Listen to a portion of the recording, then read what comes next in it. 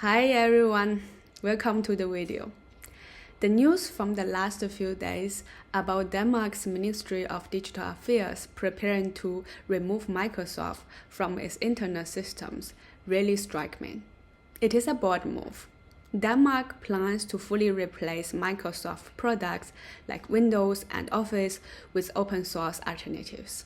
This is a clear political statement. Denmark wants to reduce its dependency on US tech giants and take back the control of its digital infrastructure.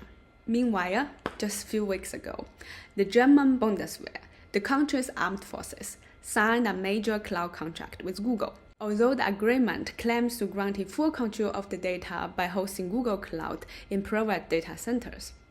Let's be honest. Every update of the software of that cloud still comes from Google. Can we really talk about digital sovereignty when critical government infrastructure still rely on foreign platforms?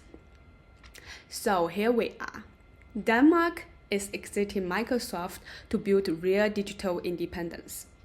Germany, even for its military cloud, is embarrassing American tech. What a contrast! If Germany really wants its digital sovereignty, we need more than just data centers in the EU. We need control over the code and the true governance of our digital systems. What's Germany's exit plan? Or do we even have one?